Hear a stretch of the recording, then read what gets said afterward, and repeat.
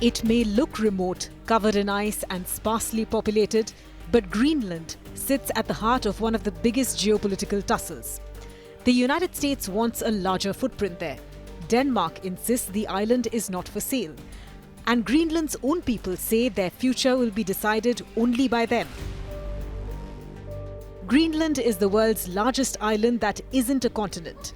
80% of it is ice. Just 56,000 people live here, most of them Inuit. Its economy depends heavily on fishing and on subsidies from Denmark, which cover around a fifth of its GDP. But the land under the ice is what draws outside powers. Rare earth minerals, uranium, iron, oil and gas, resources that could reshape the global supply chain. And as climate change melts ice caps, Greenland's mineral wealth and shipping lanes are becoming more accessible than ever.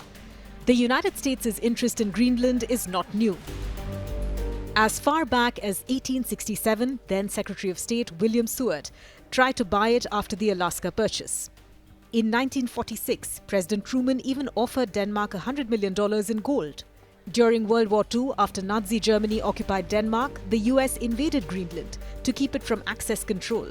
The Thule Air Base, now called the Pitofik Space Base, remains America's northernmost military outpost.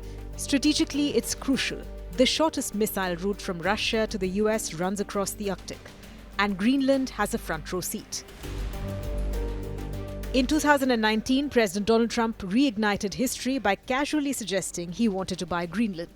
Denmark's Prime Minister called the idea absurd. Greenland's leaders firmly rejected it. But Trump's return to the White House has kept the spotlight alive. Trump has repeatedly argued that Greenland is essential for America's national security. He's welcomed Greenlanders to join the United States, even refusing to rule out military action to secure the island. Well, we need Greenland for national security purposes. I've been told that for a long time, long before I even ran. I mean, people have been talking about it for a long time. You have approximately 45,000 people there. People really don't even know if Denmark has any legal right to it. But if they do, they should give it up because we need it for national security. That's for the free world. I'm talking about protecting the free world. You don't even need binoculars. You look outside, you have China ships all over the place. You have Russian ships all over the place. We're not letting that happen. We're not letting it happen. And if Denmark wants to get to a conclusion, but nobody knows if they even have any right, title, or interest. The people are going to probably vote for independence or to come into the United States. But if they did do that, then I would tariff Denmark at a very high level. Denmark has ruled Greenland for 300 years. It was once a colony, but today it's a self-governing territory within the Danish kingdom. Greenland runs its own domestic policies, but Denmark controls defense and foreign affairs. For Denmark, American interference has crossed a line. Reports from Danish intelligence and media allege that US-linked individuals have carried out covert influence operations in Greenland, compiling lists of pro-US Greenlanders, nurturing secessionist sentiment and seeking to weaken ties with Copenhagen. The Danish government summoned America's envoy in Copenhagen. Denmark called it an unacceptable interference. Amid the tug-of-war, Greenlanders themselves have made their position clear. Polls show that while about 80% back independence from Denmark, the vast majority reject joining the US. As one Greenlander told the media, Greenland belongs to Greenlanders. Trump can visit, but that's it. Opposition parties have been split between closer US ties and immediate independence, but none have openly backed Trump's idea.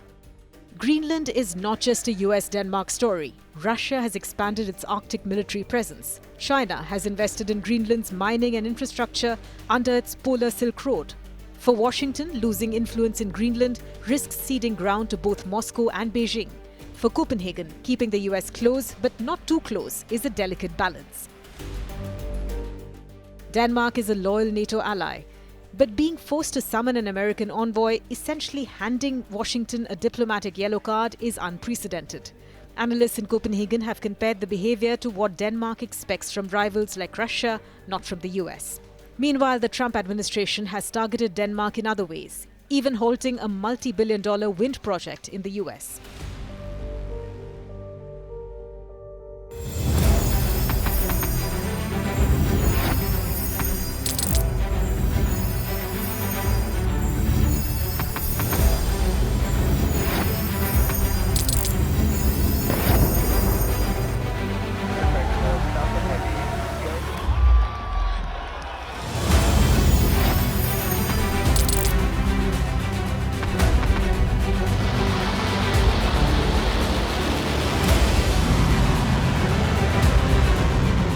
fighting so long and so hard that they don't know what the they're doing.